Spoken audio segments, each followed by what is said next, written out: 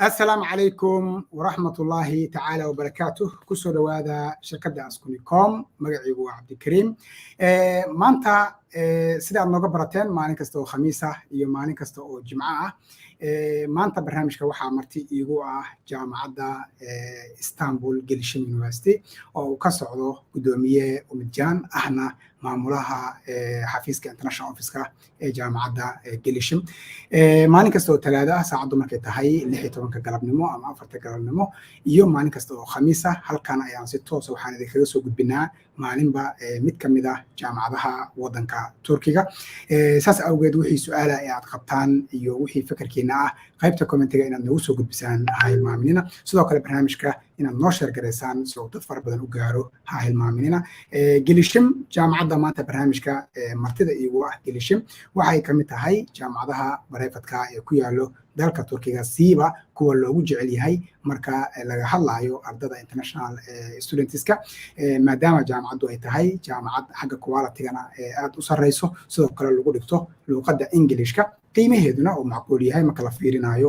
jaamacadaha la quality-ga ah ee ku yaalo dalka Turkiga wax yar kadib ayaan soo gelin doonaa barnaamijka si live ah oo igala qayb qaadan doonaa gudoomiye Umedjon laakiin inta uusan imaanin waxaan idinka codsan lahaa barnaamijka inaad noo share gareysaan intii aad gaarsiin kartaana aad noo gaarsiisaan si dad fara badan ay uga faa'iideystaan barnaamijka maanta waxaa marti iigu ah sida aad kor uga jeedaan jamacadda Istanbul Gelisim University Fadlan barnaamijka waxaan sugeynaa waxa dadka intay kasoo badanayaan marka saas awgeed Fadlan igala qayb qaata barnaamijka oo inoo share gareeya si uu dad fara badan u gaaro saan hore u sheegay barnaamijku wuxuu noo ahaan doonaa barnaamij taxana ah oo maalin kasta oo khamiis ah iyo maalin kasta oo talaado ah aan halkan idinkaga soo jeedi doono aniga oo ah Cabdi Kariim ilaa iyo sanad dugsiyeedka oo ka dhamaanayo inkastoo oo sanad dugsiyeedkan sidii aan u maleynayso uusan nagu noqon oo hore loo soo dhigay diiwaangelinta jaamacadaha xilliga ay xirmayaan laakiin haddana intaan ka gaarsiin karno intii aan ka gaarsiin karno intii jaamacada inaan keenno ayaan isku dayin doonaa insha Allah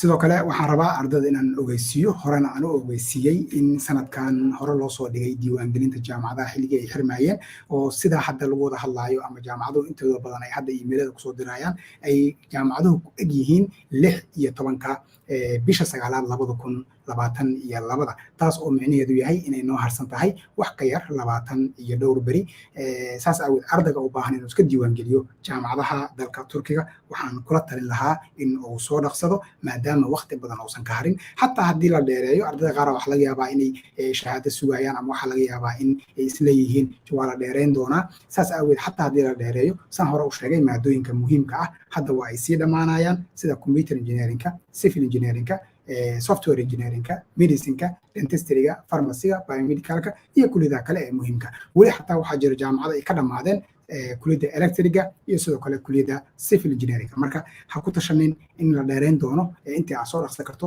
soo dhaqso ayaan ku leeyahay intaasna ha iga ahaato wacyigelin aan ku wacyigelinayo ardada sidoo kale waxaan rabaa inaan u sheego waalidka iyo ardadana daawanayo haddii shahaadadaada xataa aysan ku diyaar ahayn oo shahaadadaada aad xilli dambe helayso muhiim ma ahan واحد دوكيومنتيga hadda aad iskuulka ka soo qaadatay ayaad isku diiwaangelin kartaa jaamacadduna waa ay ka jaamacaduhu intooda badanna way ka sugayaan in aad soo dhamaystirto dokumentiga kugu dhiman taasna ha hilmaaminina way ardayda qaar laga yaabaa inay leeyihiin shahaadadii weli ima soo bixin saas awgeed waxaan sugaa shahaadada inay soo baxdo si aan isku diiwaangelisho taas waqti ah iskaga khasaarinina wixii aad haysaan noo soo dira nala wadaaga haddii aad jaamacad ku bilaabi kartaan aan anagu idiin sheego Fadlan saan hore idinkaga codsaday barnaamijka noo share gareysaan wixii fikirkiina ra'yigiina ahna qaybta commentiga aad inoogu soo gudbisaan ha hilmaaminina mar dhowna waxaa barnaamijka si toos ah igala qayb qaadan doono gudoomiye Umedjon oo ah maamulaha jaamacadda Istanbul Gelisim University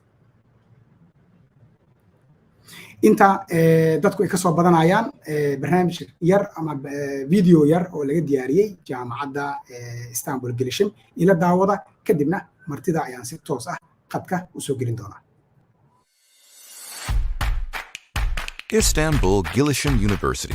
With its vision of being among the world universities producing value and the understanding of continuous improvement, today is one of the most preferred top 3 foundation universities in Turkey. Serving education with its Faculty of Dentistry, Faculty of Engineering and Architecture, Faculty of Economics, Administrative and Social Sciences, Faculty of Fine Arts, School of Health Sciences, School of Applied Sciences, School of Physical Education and Sports, School of Foreign Languages, Istanbul Gelisim Vocational School, Vocational School of Health Services, Institute of Graduate Studies. Istanbul Gelisim University takes place among the leading universities contributing to the scientific development in Turkey. In a result of collaboration with leading institutions in their field to achieve global success and attaching great importance to internationalization, international communities from Aquas, AHPGS, ABET, and Pearson, German, English, and American accreditation agencies have thoroughly examined and accredited 60 programs of Istanbul Gelisim University in total. According to the University Impact Ranking 2020 results launched by Times Higher Education, Istanbul Gelisim University is enlisted among top 100 universities in the world for the quality education category, thus enlisted first among the universities of Turkey. Apart from projects developed in national and international level within 17 research centers, Istanbul Gelisim University also draws attention with its projects such as flying cars, electric car, and pharmaceutical device Examatip, conducted by the students and academicians.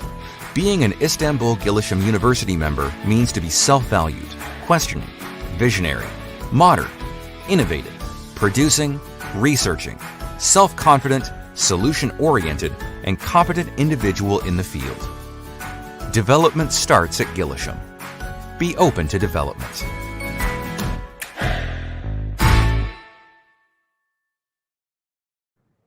soo dhawaada ayaan idin leeyahay. waxaan rajeynayaa ardada aan hore u xareysan jaamacadda in ay ka heleen videogan, kuwa hore u dhiganayana ay kusii riyaaqeen videoga jaamacadda oo wax badan looga hadlay hadday ahaan lahayd quality-ga jaamacadda iyo hadday ahaan lahayd fursadaha ay u hayso ardada ajaanibta intaba. Fadlan barnaamijka inta uu socdo nagu caawiya in aad inoo share garaysaan, sidoo kale wixii fikirkiina ahna qaybta commentiga aad inoogu soo gudbisaan. dhammaan su'aalaha aad soo gudbisaana waxaan toos u weydiin doonaa gudoomiyaha Umedjon oo barnaamijka maanta igala qayb qaadanayo ahna maamulaha jaamacadda international jaamacadda Gelisim qaybteeda international office-ka. sidoo kale barnaamijka inaad like-ta inoo saartaana hanaga hilmaamnina. barnaamijku waa barnaamij taxana ah oo maalin kasta oo Talaado ah iyo maalin kasta oo Khamiis ah halkan idinkaga soo daayo saacadu markay tahay 6:10 galabnimo ama 4 galabnimo qofba sida uu yaqaano. waxaana wadi doonaa inta sanad dugsiyeedkan 2022-2023 oo ka dhamaanay. inkasta oo aan sanadkan saan u maleynaynay xilli ka horeeyo oo dhamaan doono, laakiin haddana intaan ka gaarsii karno ayaan isku dayaynaa inaan idiin soo gudbin. barnaamijka waxaan si toos ah qadka u soo gelin doonaa gudoomiye Umedjon oo ah saan hore u sheegay maamulaha jaamacadda international office-ka. Fadlan ha hilmaamina wixii su'aalaha ee aad qabtaan in aad noo soo gudbisaan qaybta commentiga. xidig nuur dheere gudoomiye soo dhawaa, waan kaa qaaday salaantaada. dhammaantiina waxaan sugaa su'aalihiina, aragtidiina iyo wixii fikirkiina ah inaad inoo soo gudbisaan. waana mahadsantihiin.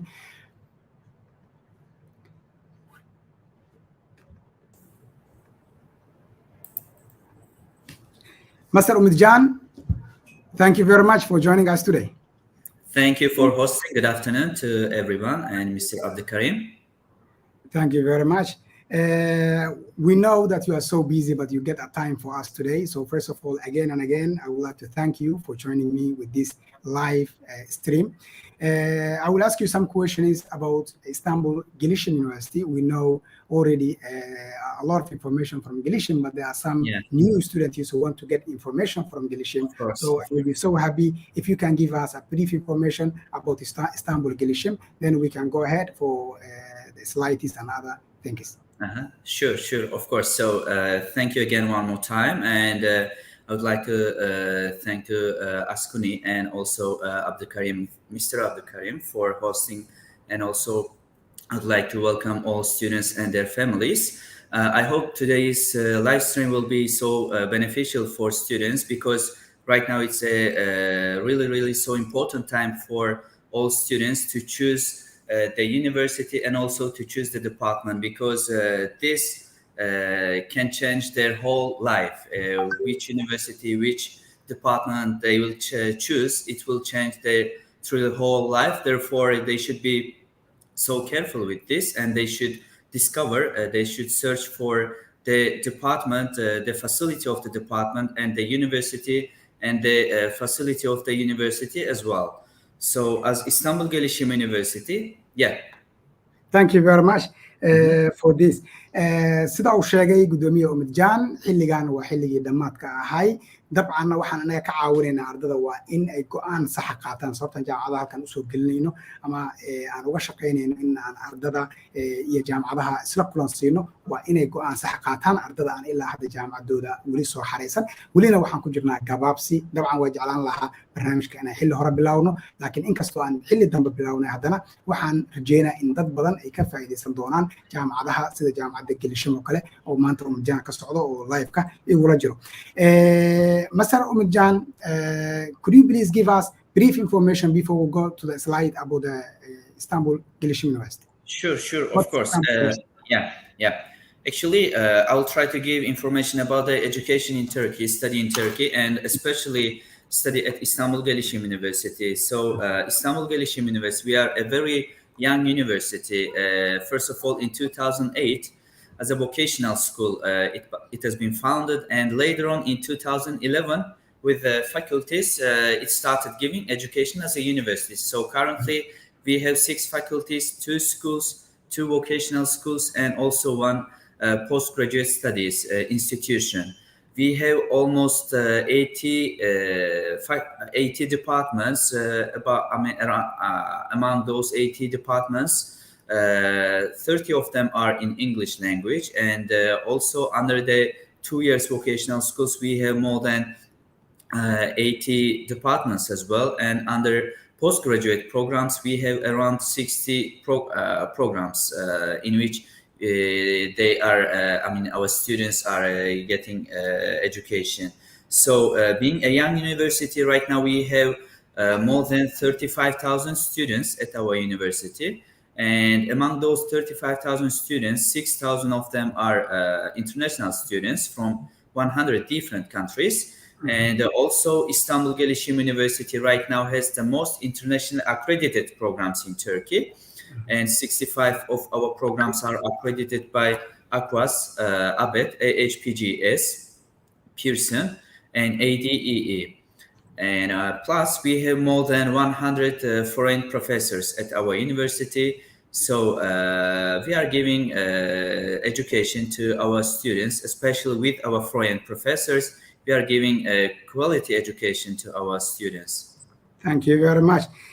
sida uu sheegay gudoomiyaha intiina badanna aad wada fahanteen laakiin aan rabo inaan dul maro dadka barnaamijka dib ka soo galay jaamacadda Gelisim waxaa la aasaasay 2008 dabcan horna uu soo sheegay jaamacadaha Turkiga siiba kuwa private ah inta badan wixii 2000 ka dambeeyay ayaa la aasaasay 7 8 9 ayaa ugu badan jaamacadaha Turkiga siiba kuwa private ah laakiin si fiican ay isku wada dhiseen dhamaantood sida hadda uu sheegay jaamacadda in ka badan 35,000 oo arday oo ajaaniba manakooda ardayda guud ay dhigato iyo 6,000 oo ardayda ajaanibta ah inkasta oo 6,000 ay jaamacadda iska diiwaan gelisay almost marka la fiirsho 4 sano ugu dambeysay waayo horay Gelisim uma qaadan jirin arday ajaanib ah laakiin waxa ay bilowday 4 sano ugu dambeysay inay xoojiso ardayda ajaanibta ah ee imaanayso sidoo kale ma aysan xoojin kaliya ardayda ajaanibta ah dalka Turkiga jaamacadaha barefadka qaarkood waxa laga cabaadaa oo ardaydu ay ka sheegtaan in macallimiintu ay ku hadlaan luqadda af Turkishka saas awgeed dad qaar waxay aaminsan yihiin haddii af Turkish aadan aqoonin jaamacad inaad dhigato ama barefad ha noqoto ama dawlad ha noqoto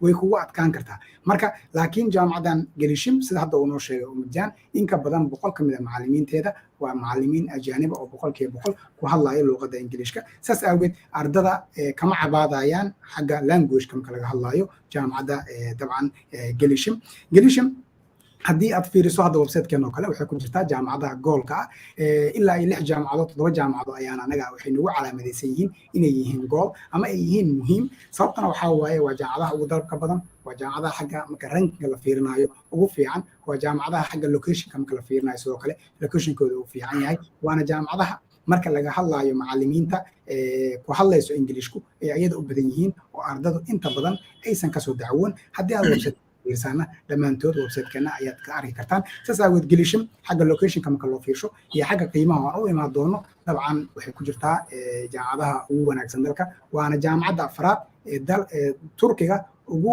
ajaanibta badan marka laga hadlayo jaamacadaha private-ka sanad kasta waxay soo gashaa jaamacadda afraad marka laga hadlayo qaadashada ardada ajaanibta dabcan inaad arday badan oo ajaanib ah qaadato micnaheedu maahan quality-gaaga inuu fiican yahay laakiin waxa ay caddaynayaan jaamacaddaas wax lagu doorto inay jirto ayay taasna waxay u tahay jawaab ayaan isleeyahay marka waalidka rabo inay ardadooda u soo xareeyaan jaamacadda Gelisim inaan ka caawino oo weliba qiimo dhimis aan u raadin ilaa 50% aad iyo aad ayaan u jeclaan lahayn haddii nala soo xiriiraan sidoo kale jaamacadda Gelisim oo ka hadli doonaa gudoomiye Umedjon kuliyadaheeda inteeda badan waxa ay ku haysaa luqadda Englishka ay intooda badan ku hayaan siiba kuliyadaha caafimaadka waa jaamacadda kaliya ku hayso luqadda Englishka marka Masar Umedjon, I want to ask you another question before we go to the slide. Could you please give us brief information about why international students are applying Istanbul Gelisim University? Then we can go to the slide. Yeah, of course. Actually, why a student, especially international student, choose Istanbul Gelisim University? There are many reasons. So I will list a few of them. I will start with the location of the university. The university is located in the European side of Istanbul, and it is in the next to the main road, which calls E5. The university is located just next to the E5 line and next to the metro bus station. This is really important for the students, especially who are studying in Istanbul. And the second thing is that the university's ranking is also important for them. So as Istanbul Gelisim University, right now we have almost more than 6,000 international students. And in the ranking of the international students among the foundation universities in Turkey, we are in the 4th place right now. And we have students from 100 different countries. Plus, there is Times Higher Education, which each year they are announcing the list of the universities. So in the impact ranking 2022, Istanbul Gelisim University ranked in the quality of education category. Istanbul Gelisim University ranked 16 in the world and first in Turkey. This is really important for students because when they are coming to our university, they are going to study, they are getting a quality education. Plus, they need to check the syllabus of the department. I mean, department is also important. They need to check the list of the professors. They need to check the syllabus of the department, which courses they're going to take. Because, as I already mentioned, our university right now has the most international accredited programs. So, if the student studies an accredited programs, then the syllabus of this student is as equal as European standards. So, therefore, the education in which that student will get at our university will be as equal as European or US standards. So this is the other important thing. Of course, the social activities is also important. We have more than 80 clubs at our university. Our students can easily do their social activities under the student clubs. Like that. Thank you very much.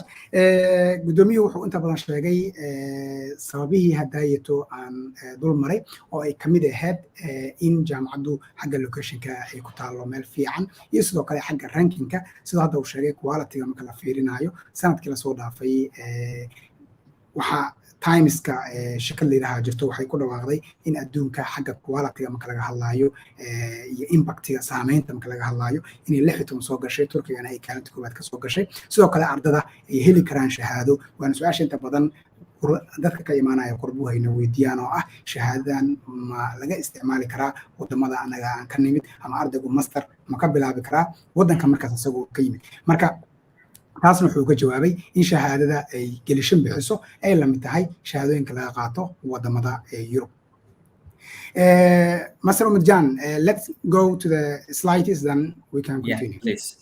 Yeah.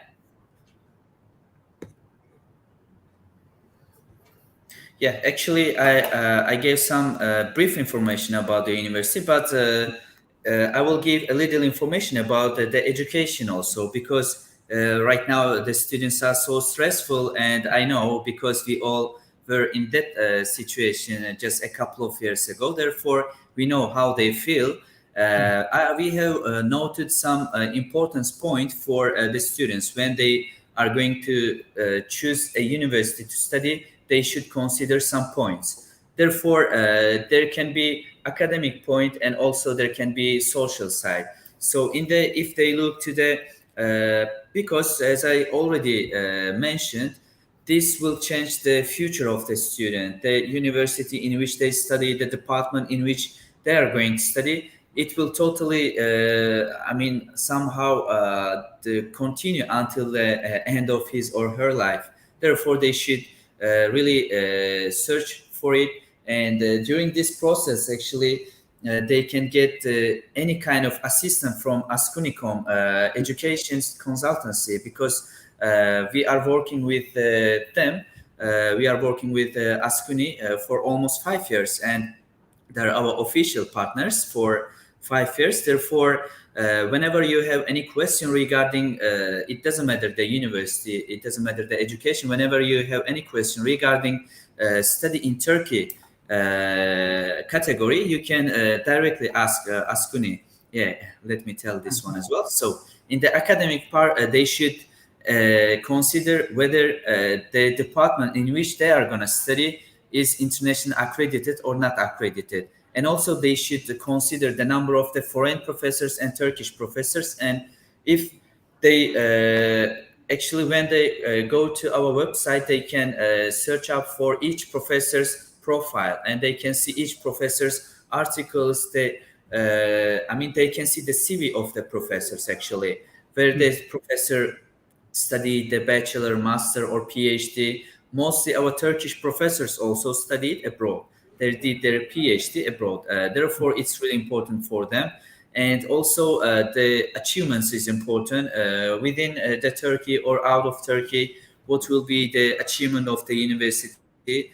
It's so important as well. The laboratories is also important because especially for those students who are going to study, let's say, health science faculty or engineering faculty, starting from the second year, they need labs. Therefore, they have to consider whether the labs are updated technology or not, because the technology is changing day by day. Therefore, the technology in which the labs are using, they should be somehow updated.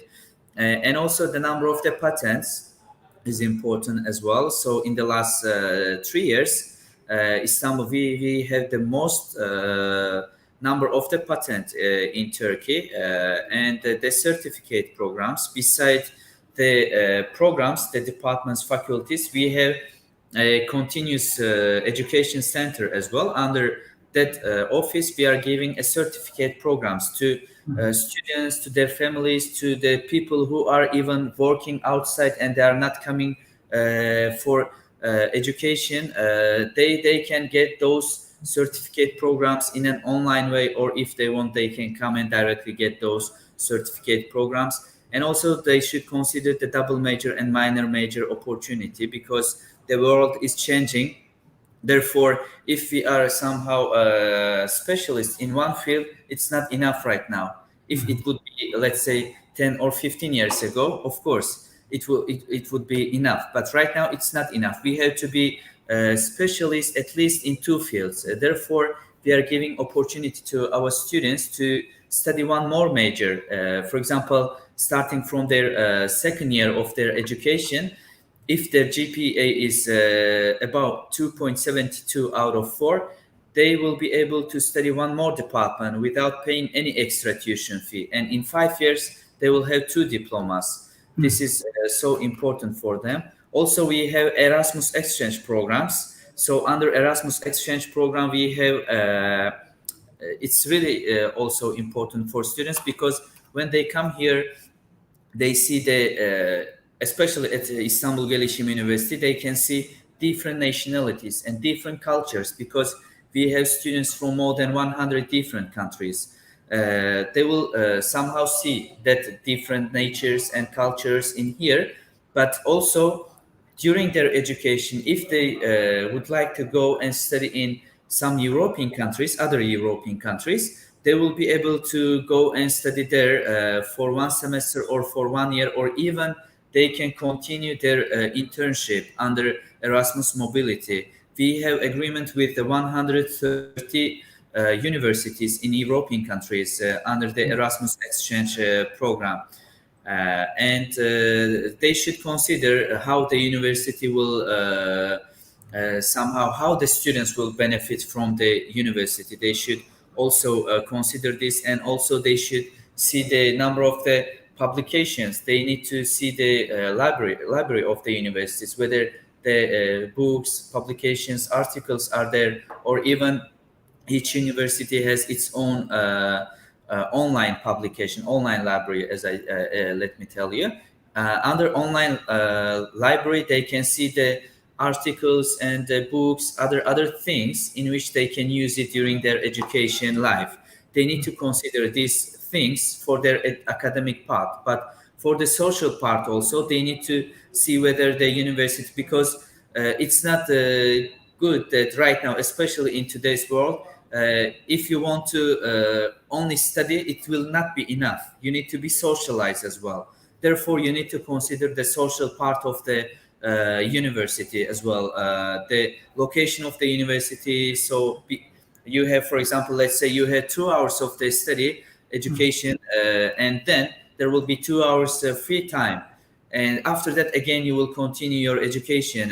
During these 2 hours, what you can do in the university, you need to see this one. You can go to library, you can go to the, let's say, cafe or cafeteria, and also especially for Gelisim University. In this picture, you can see the building of the university. It's 29 floors. And in this building, 18 and 19 floors are totally arranged for only students to do their social activities there with their friends together.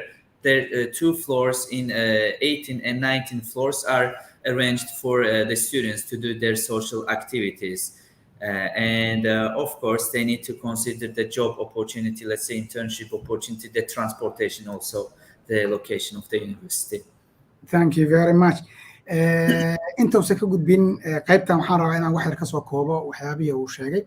Dabcan wax badan ayuu isku dayay inuu soo koobo gudoomiyaha oo ay kamid tahay quality-ga jaamacaddu ay leedahay, iyo sidoo kale jaamacadda macallimiinta dhigto inay u badan yihiin macallimiin ajaaniba, iyo sidoo kale jaamacadda in ardada ay ka caawinayso in laba maado ay isku diyaariyaan haddii ardaygu u baahan yahay. Tusaale ahaan oo kale oo casriga hadda lagu jiro oosan arday u saamaxaynin hal maado in uu successful ku noqdo, waa sida uu Umedjon sheegay. Jaamacadduna arday kasta oo 2.72 keena inay u fasaxayso inuu maado kala doorto oo laba maado isku diyaariyo 5 sano gudaheedna oo ku helo muxuu ahaa laba shahaado, weliba asoo maadada labaad aan wax lacaga uga aysan bixin.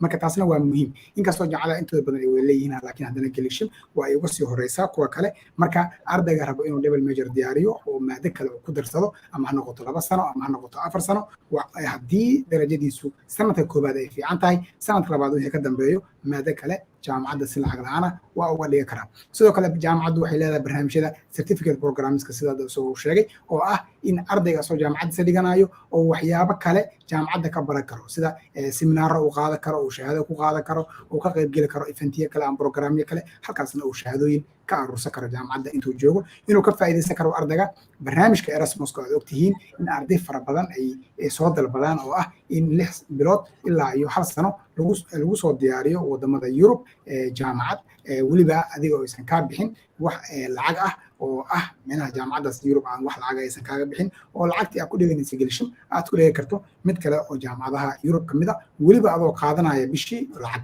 Taasna yaan la hilmaamin, oo pocket money ayay European Unionku bishii ku siinayaan. Barnaamijkaasna jaamacadaha intooda badan waa leeyihiin. Gelisimna waxay ku jirtaa jaamacadaha leh, waxayna heshiis kula jirtaa in ka badan 100 jaamacadood ayay heshiis kula jirtaa. Sidoo kale jaamacaddu ardayda waxay u fasaxay in ay noqdaan more social oo waxaa jiro ururo arday oo fara badan oo jaamacadda gudaheeda ah sida hadda uu sheegay dhismaha ka muuqdo sawirka buluugga ah waa 29 dabaq laba dabaq oo kamid waxaaba loo sameeyey ardayda in ay activity-gooda socialka ah ay ku samaystaan marka dabcan halkaas jaamacaddu ardayda waa ay u fikirtay sidoo kale ardayga macnaha markii uu imaanayo jaamacadda wax problem kala kulmaayo waayo locationkeedu meel wanaagsan ayuu ku yaalaa waana waxyaabaha keenay in jaamacaddu ay saan caan u noqoto oo 6,000 oo arday isku diiwaangeliso wax ka yar 4 sano fadlan nagala qayb qaata barnaamijka oo wixii ra'yigiina ah ama aragtidiina ah ama su'aal ah qaybta commentiga inaad noogu soo qortaan ha ilmaaminina wixii su'aal oo toos u rabtaan inaad u weydiisaan jaamacaddana commentiga haddii aad noogu soo qortaan si toos ayaan u weydiin doonaa gudoomiye Umedjon oo barnaamijka maanta marti igu ah Mr. Umedjon, you can continue. Yeah, thank you. So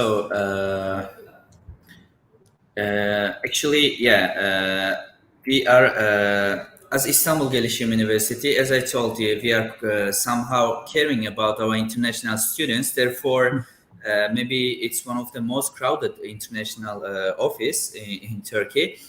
We have right now 15 staffs, and actually 12 of them are from different countries, different nationalities. So at least each of them can speak 3 languages, minimum 3 languages. Therefore, it's important for the students who will visit the university. When they enter from the door of the university, from the door of the international office, they can see a person who can speak the students' own language. It's really important for them. Therefore, when you come here, you will somehow feel yourself at home. So let me give a little information about the accreditation. Actually, I gave a brief information, so I will somehow give a wide range of information. So accreditation is really important because when the department is accredited internationally, the education in which you get, it means that it is totally somehow guaranteed from the international institutions. Therefore, the education in which you get, you will get a quality education at Istanbul Gelisim University. And right now, we have 65 programs that are internationally accredited, and our Department of Social Science is accredited by AQUAS. AQUAS is a German-based institution, and our School of Health Science is accredited by HPGS. And our School of Foreign Language is accredited by Pearson, and our Faculty of Engineering is accredited by ABET. So ABET, especially ABET accreditation, is a very strong accreditation because in Turkey, especially in Turkey, among the private, foundation universities, only Istanbul Gelisim University has ABET's accreditation.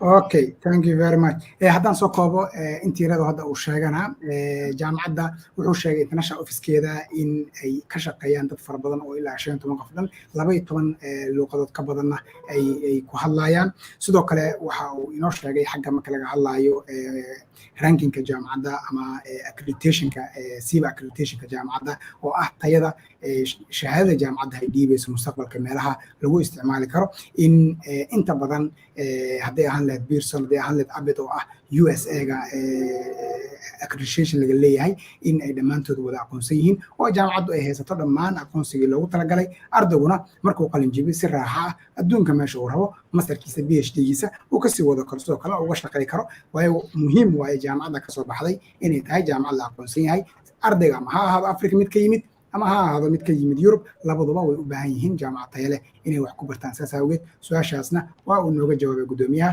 fadlan wixii su'aal ay qabtaan qaybta commentiga xamdi liimaan soo dhawo gudoomiye wixii su'aal aad qabtaan qaybta commentiga inaad noogu soo qortaan oo aan toos u weydiino gudoomiyaha barnaamijka martida igu ah ha hilmaaminina waana mahadsantiin ayaan leeyahay dhammaantiin sida aad nagula qayb qaadanaysaan barnaamijka. Yes, Mr. Continue. Yeah.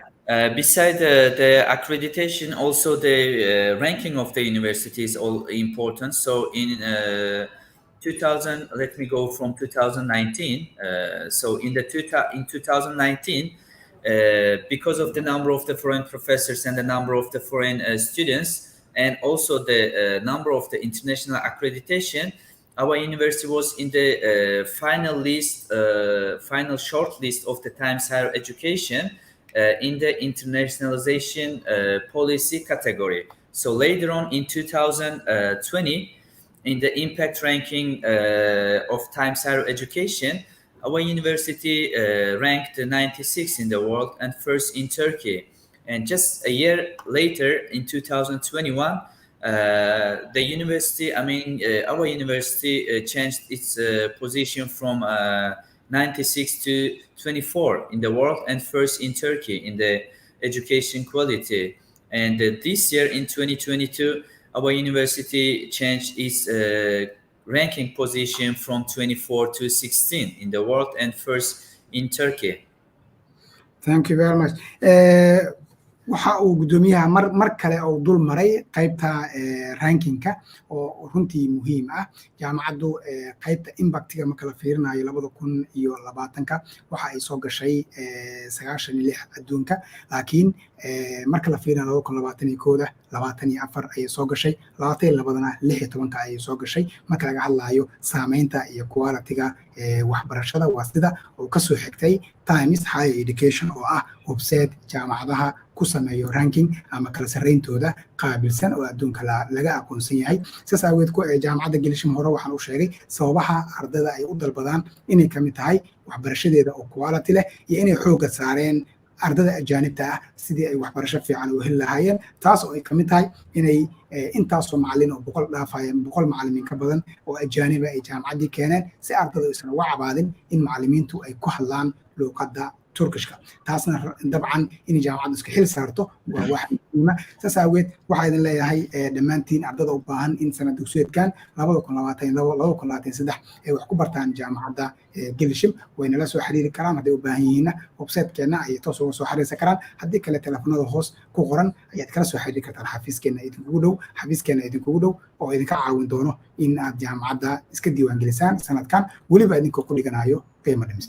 Yes, Mr. Umedjon, you can continue. Yeah. So beside the Times Higher Education and also in 2021 in the QS ranking, in the QS ranking actually shows the ranking of the professors, how they are qualified. So they will check the number of the articles, publications, and also the other impacts for the professors. So in the QS ranking 2021, we were in the top 300. And also in the same year, 4 of our professors were ranked in the top 2% of the most intellectual professors. So 3 of them were foreign professor and 1 of them was a Turkish professor. Could you please say again for that one? Yeah, actually 4 of our professors in last year, 4 of our professors were ranked in the first 2 in the top 2% of the most intellectual professors in the world. 3 of them were foreign professors and 1 of them was Turkish professor. weli xagga quality-ga ayuu ka hadlaa gudoomiye Umedjon oo ah hadayta waxaan soo sheegay in 100 macallimiin oo ajaanib ah ay jaamacadda joogaan haddana wuxuu sheegay in 4 macallimiin oo macallimiinta adduunka qiimeynta soo galay 4 ugu sareyso adduunka in 2 kamid ay ahaayeen macallimiinta jaamacadda taasoo ku tusayso ku leeyahay jaamacaddeenu sida ay awood u saartay macallimiin tayo leh inay ardada wax u baraan ma ahan kaliya ajaanibta dhammaan ardada jaamacadda dhigto in ay macallimiintaas ay wax u dhigaan sababta ay waxbarasho quality u helaan ay uga shaqeynayaan ayuu gudoomiyuhu uu ka hadlaa dabcan hore uu sheegay jaamacaddan awoodda waxay saartay in macallimiin tayo leh iyo sidoo kale shahaado tayo leh labadaba ay ardayda u ballan qaado kuwa rabo inay jaamacaddooda wax ku bartaan adduunka meel kasta oo ay ka imaanayaan marka sidoo kale waxa uu hadayta wax intaasoo badan ku celceliyey in xagga rankinka ay jaamacaddu mar walba kor u soo kacayso marka loo fiirinayo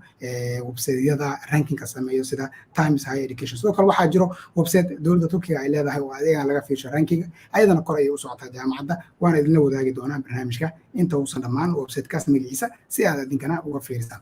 You can continue, Mahadsanid. As I already gave information about the double major opportunity, that's important. And let's come to the faculties.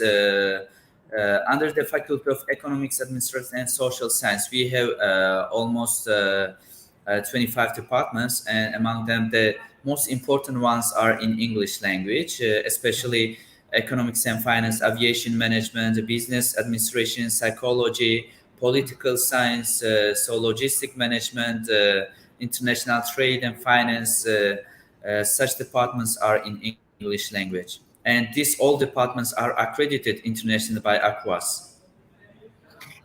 jaamacadda waxa ay haysaa kulliyada fara badan oo Inglisha siiba marka laga hadlayo kulliyada economy and administrative ka waxay English ku haysaa sida kulliyada aviation oo kale sida screenka idinkaga muuqato kulliyada business and administration oo kale sidoo kale economy and finance oo kale waxay ku haysaa 100% luqadda Englishka ay jaamacaddu ay ku haysaa sidoo kale international trade and finance na jaamacaddu waxay ku haysaa English iyo sidoo kale logistic management saan hore u sheegay kulliyadaha intooda badan jaamacaddu waxay ku bixisaa luqadda Englishka haddii aan lahayn kulliyadaha 2 yearska ah iyo kulliyadaha afarta sano ah laakiin kulliyadaha hadda ay English ku hayaan waa kuwa screenka idinkaga muuqdo.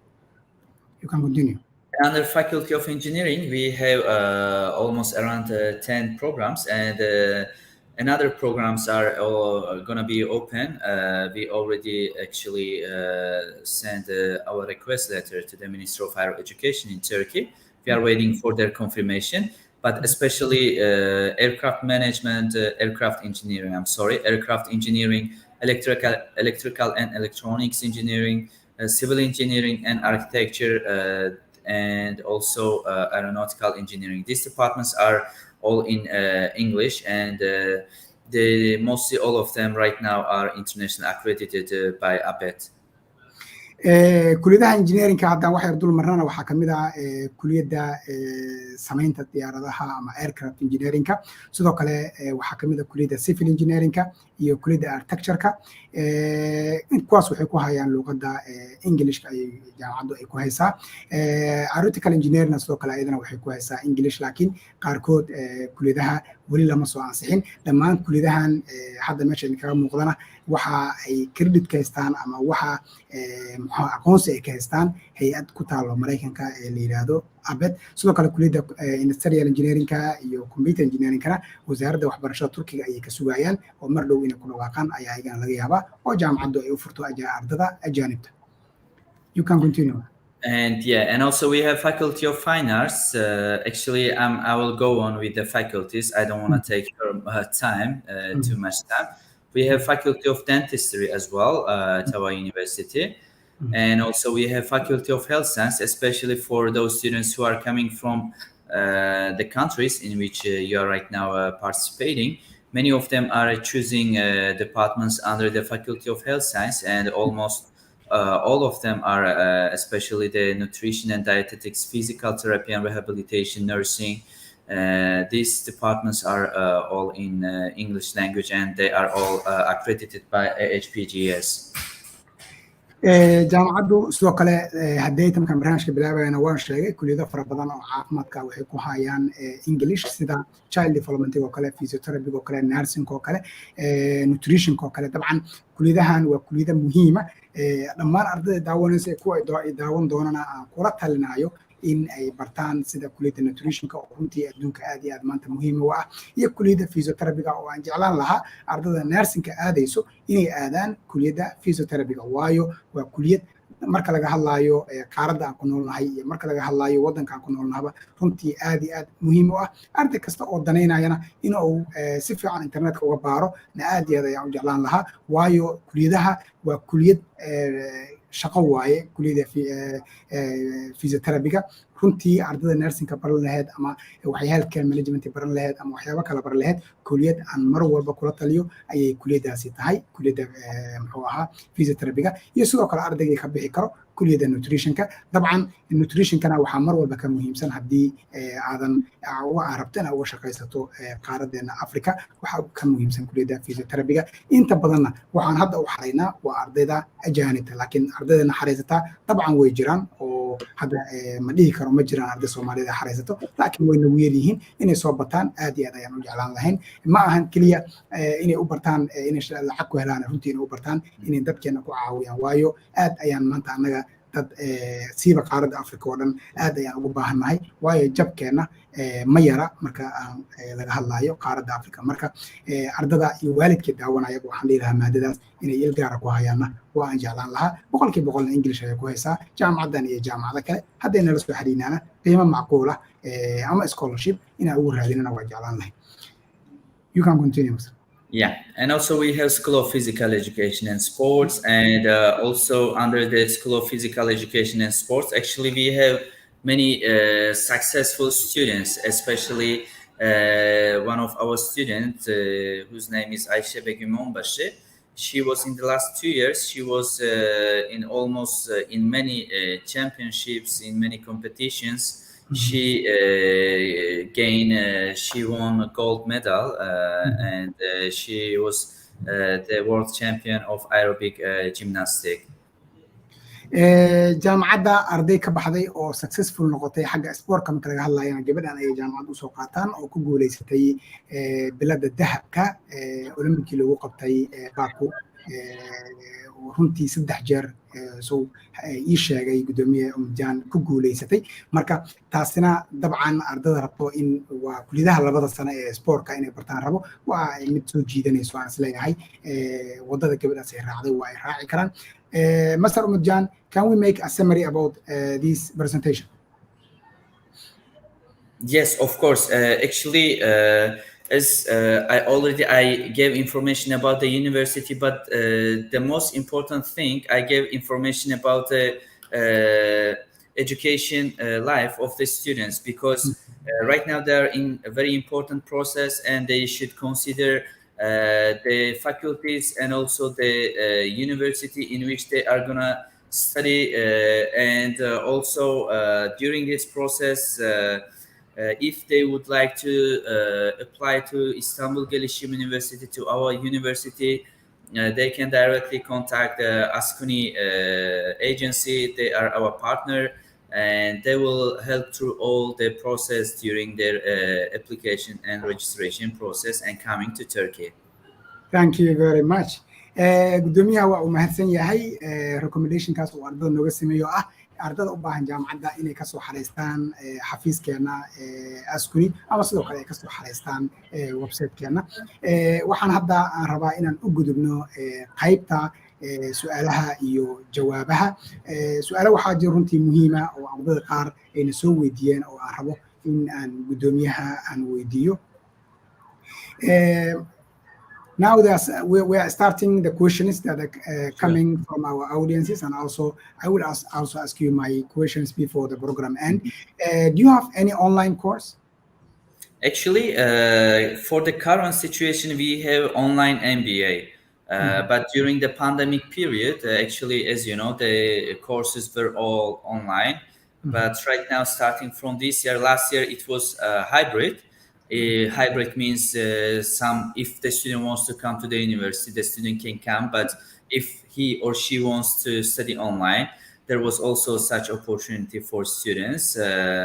And for the current situation, we have online MBA. Our students can directly apply to a distant MBA program and they can study from their home. Thank you very much. Sida uu sheegay online waxay ka hayaan hal kuliyad oo ah business administration ka qaybtiisa masterka waliba masterka aan buug la qoraynin oo loo yaqaan non-thesis-ka ay hayaan oo English ku hayaan laakiin maadooyinka kale waxa ay ku bixiyaan luqadda waxaan ka wadaa waxay ku bixiyaan qaab face to face one of our students is asked, do you have information technology in your university? We have software engineering actually. If they would like to study computer engineering, we have also. We have information technology under the 2 years program, but I don't recommend to study 2 years program, because if they would like to continue their education for the master or let's say PhD, they will not be able to do so. But if they would like to study software engineering or computer engineering, of course we have that department. Thank you very much. Gudoomiye Xamza waxaan maleynaa jawaabtiisa inuu helay oo ah jaamacaddu inaysan haynin information technology-ga. Dabcan jaamacado yar oo haya way jiraan ayagana jaamacadaha soo socdo ee live-ka aan soo gelin doono ayay ku jiraan, laakiin ayagu waxay hayaan computer iyo software engineering oo weliba ah luqadda af Turkishka. Information technology waxay ku hayaan oo iyadoo ah 2 sano ayay hayaan oo iyadoo 4 sano ah nasiib xumo ma hayaan. Master Umedjon, could you please give us a brief information about what are the main requirements of students who want to apply Istanbul Gelisim University? When they are applying for the bachelor programs, we need their high school grade should be minimum 60 out of 100. So if they are the first eligibility is the grade of the high school, it should be minimum 60. We need the diploma of the high school, the transcript of the high school, and also the passport for the application. And when they get the admission to the university and when they are coming to finalize their registration, besides these documents, they need to bring the original of these documents. If it's in English language, there is no need for the translation, but if it's in different language, it should be translated, notarized in Turkish or let's say in English. And also plus they need to provide us an equivalency during their final registration. Thank you very much. waxaan weydiiyey su'aasha ahayd documentiga loo baahan yahay sida caadiga ahayd waa shahaadada passport iyo transcriptiga, laakiin darajadu waa in ay ka sarreyso 60%. taasina waa wax guud oo wasaaradda waxbarashada Turkiga ay goysay. I want to ask you another question from the comment. One of our students asking us if you are offering accommodation to international students or not. So the location of the university, our university is really good, because beside the university, the region of the university is the students' life. I mean, many students are living in here. Therefore, it's somehow a little cheaper than other sites, and also there are many houses for renting, plus there are many dormitories. We have also agreement with some dormitories in which our students can stay in the dormitories with the discounted fees.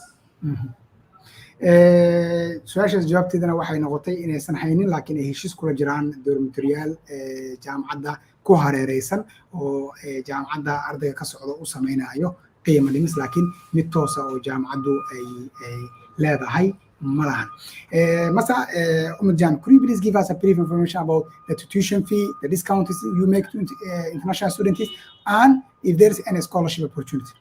Of course. So for the tuition fee, actually it's varied department by department.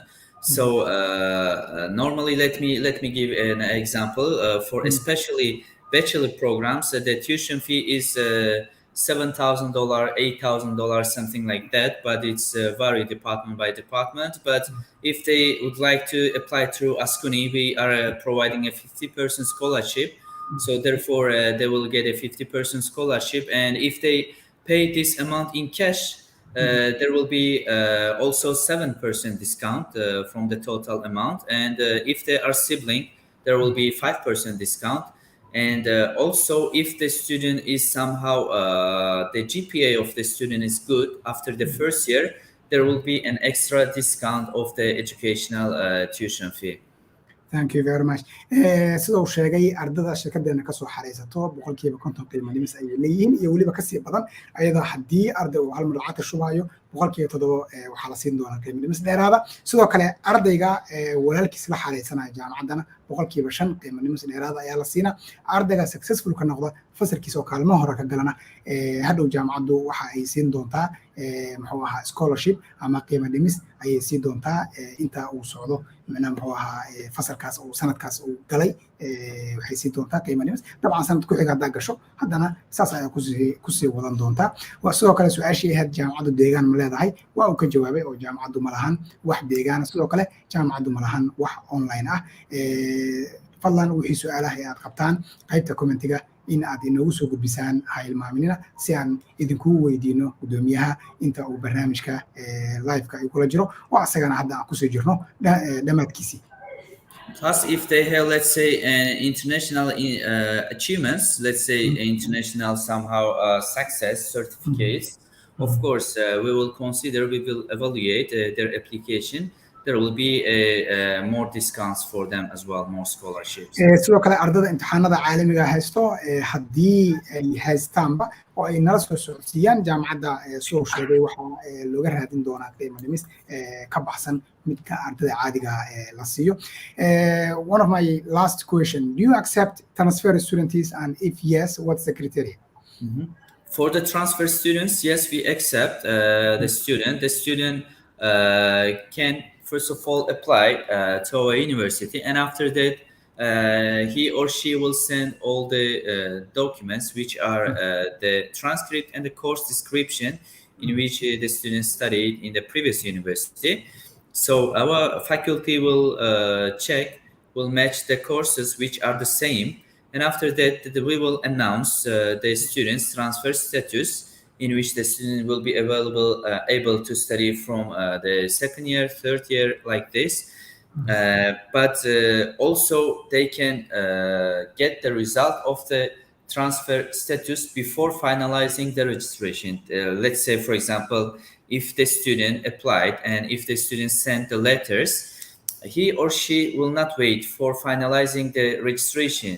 He will get the result of the transfer status before finalizing the registration. So let's say maybe he or she will not like the transfer result, he or she will not continue to study at our university. But if she likes, she will continue, of course. Thank you very much.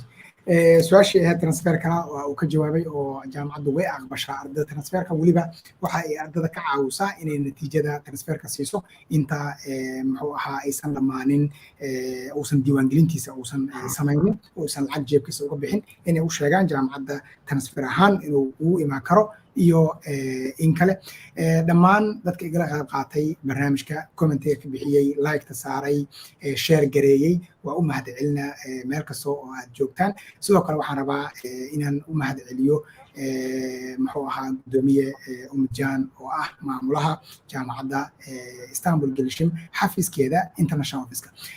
Master Umedjon, first of all, thank you very much for attending and joining my live stream. And what's your final message to our Somali students and to our international students? Yeah, actually my final message to students who are coming from abroad, they need to look for the quality of education for their future. It's so important. Thank you very much. I would be happy to see you again in another program. Before that, I would like to thank you. Thank you. Thank you.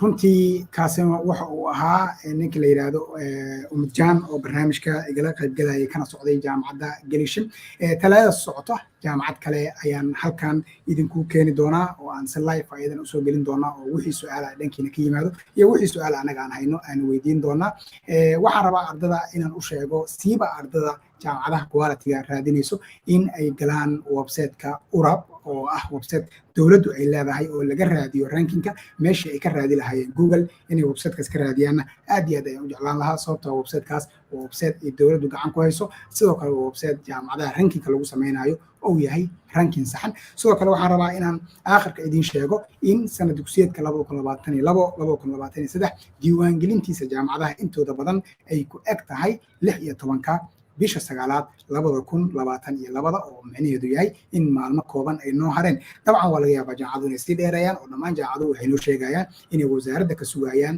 in ay dheereyso diiwaangelinta laakiin waxa sii dhamaanaya waa maadooyinka waxba kuma tarayso in jaamacadda diiwaangelinteeda dheereeyo haddii maadadii u baahneed aadan helaynin marka waxaan leeyahay ardada inay soo dhaqsadaan iyo waalidka dhageysanayo saan hore u sheegay haddii shahaadada ay ka dhiman tahay oo xataa shahaadada aadan haysan muhiim ma ahan wixii markaas aad haysato ayaad isku diiwaangelin kartaa dabcan waa haddii garanti ahaan aad heli karto shahaadada haddii la ka dhow shahaadada inaa weysa laga yaabi doono dabcan lacagtaada ina meecda ku khasaartana kulama aanan talin lahayn marka waxaan leeyahay arday kasta oo sanadkan rabo inuu wax ku barto wadamada Malaysia iyo sidoo kale Turkiga iyo Qobrus xafiisadeena ay la soo xiriiri karaan website-keena ay ka soo xariirsan karaan teamkeenana way ku caawin doonaan insha Allah waliba adiga oo aan laga qaadin haddii dalka Turkiga aad xariisato wax lacag khidmad asiiba jaamacadaha barefadka haddii aad xariisato marka barnaamijka intaan mid lamid ah ku kulmi doono dhammaantiin inta ay daawanayso inta igala qayb qaadatay inta comment ka bixisay inta like saartay